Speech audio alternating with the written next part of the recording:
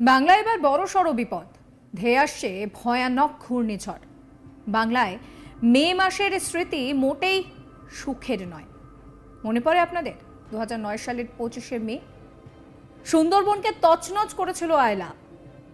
2020 সালের 20শে মে আছড়ে পড়েছিল আমফান। এবার সেই মে মাসের শেষে ফের প্রাকৃতিক দুর্যোগের আশঙ্কা রাজ্যে। বঙ্গোপসাগরে তৈরি হচ্ছে ঘূর্ণিঝড়, যা মে মাসের শেষের দিকে বাংলা এবং বাংলাদেশের উপকূলে আছড়ে পড়তে পারে।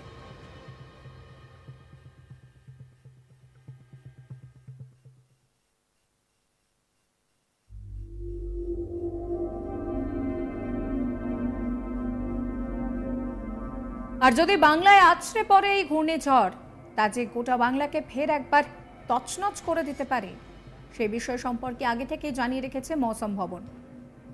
বঙ্গোপসাগরে তৈরি হওয়া ঘূর্ণিঝড়ের নাম রাখা হয়েছে রেমাল, আর এই ঝড়ের নামকরণ করেছে ওমান, আরবিতে যার অর্থ বালি। অবশ্য এই নামে গাজা থেকে 1.5 কিলোমিটার দূরে একটি শহরও রয়েছে। এবার বাংলায় ধেয়ে আসতে পারে সেই রেমাল। তবে কতটা রেমালের ভয়াবহ প্রভাব পড়বে, কতটা ভয়ঙ্কর ঝড় হবে, তা এখনো স্পষ্ট নয়। আর কোন পথে এগোবে এই ঘূর্ণিঝড়, কবে এগোবে? আইএমডি বলছে যে চলতি মাসে বঙ্গোপসাগরে অন্তত 2টি নিম্নচাপ তৈরি হওয়ার সম্ভাবনা রয়েছে, যা ঘূর্ণিঝড়ের রূপ নিতে পারে। আবহবিদরা বলছেন যে 20শে মে দক্ষিণ বঙ্গোপসাগরে তৈরি হতে পারে ঘূর্ণাবর্তটি।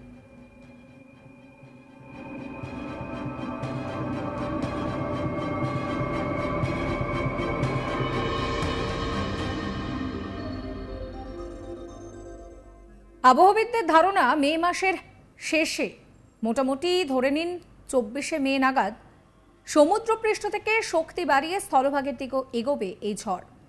এই ঘূর্ণিঝড়ের অভিঘাত কোথায় হবে, কতটা হবে, তা এখনই বলা যাচ্ছে না। এই সাইক্লোন আছড়ে পড়তে পারে বলে পশ্চিমবঙ্গ বা বাংলাদেশ উপকূলে আগে থেকেই সতর্ক বার্তা জারি করা হচ্ছে। তবে মনে করা হচ্ছে যে 25শে মে সন্ধ্যের পর সেটি বাংলাদেশ বা পশ্চিমবঙ্গের ভূভাগে প্রবেশ করতে পারে। তবে সেই ঝড়ের গতিবেগ কতটা থাকবে, কতটা ক্ষয়ক্ষতি হবে, তা এখনো স্পষ্ট নয়। এবারও কি কোনো ঝড় বাংলা পেতে চলেছে যা বড় আকার নেবে, তা কিন্তু জানা যাবে মে মাসের শেষের দিকেই।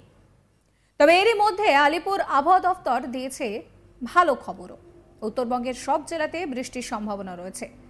স্বাভাবিক সময়ের আগেই 19শে মে আন্দামান নিকোবর দ্বীপপুঞ্জে বর্ষা প্রবেশ করতে পারে বলে জানিয়েছে আলিপুর আবহাওয়া দফতর।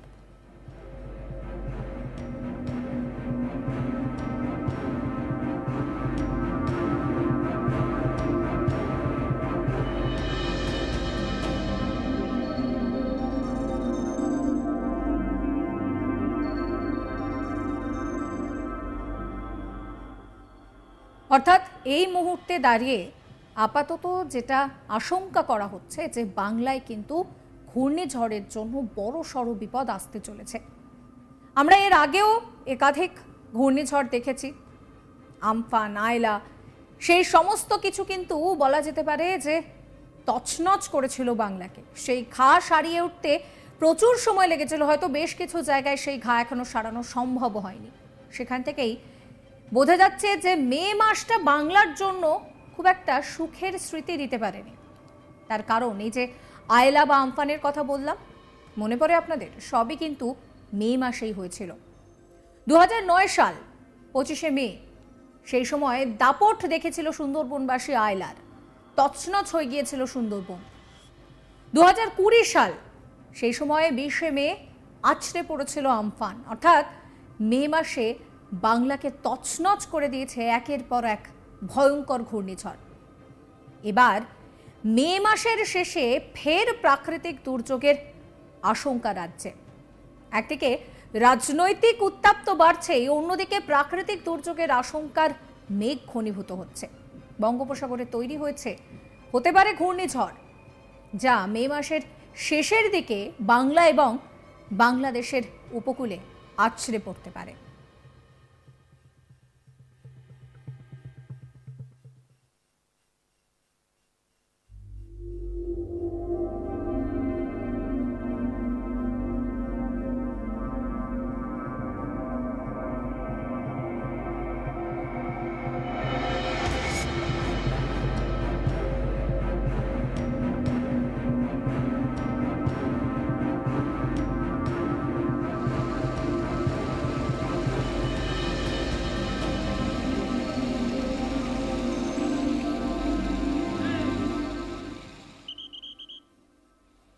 যে ঘূর্ণিঝড়ের কথা বলা হচ্ছে তা যদি বাংলায় আছড়ে পড়ে তাহলে ফের গোটা বাংলা কিন্তু তছনছ হতে পারে, সেই একটা আশঙ্কার বার্তাও জারি করা হয়েছে মৌসুম ভবনের তরফে।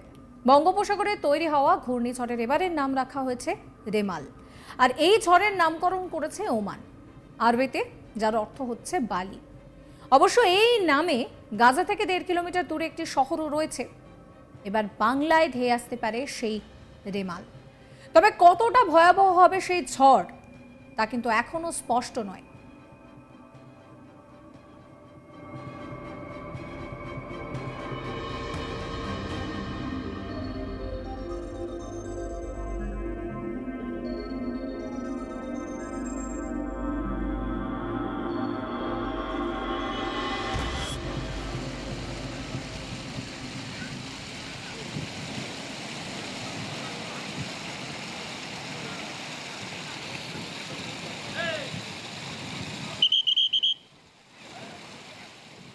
আইএমডি বলছে যে চলতি মাসে বঙ্গোপসাগরে অন্তত 2টি নিম্নচাপ তৈরি হওয়ার কথা রয়েছে, যা ঘূর্ণিঝড়ের রূপ নিতে পারে। আবহাওয়াবিদরা বলছেন যে 20শে মে দক্ষিণ বঙ্গোপসাগরে তৈরি হতে পারে ঘূর্ণাবর্তটি।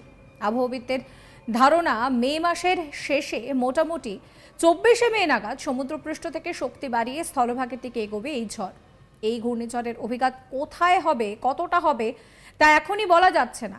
এই সাইক্লোন আছড়ে পড়তে পারে পশ্চিমবঙ্গ বা বাংলাদেশের উপকূলে।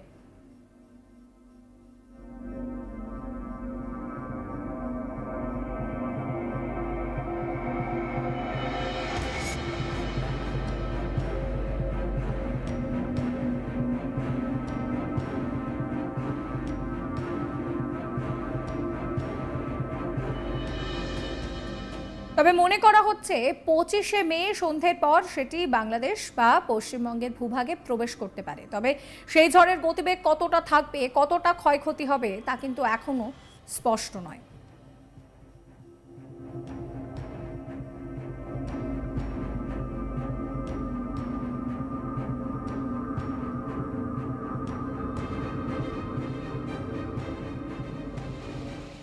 সাবস্ক্রাইব করবেন আজ তাক বাংলার ইউটিউব চ্যানেলকে, ফলো করবেন হোয়াটসঅ্যাপ চ্যানেলও।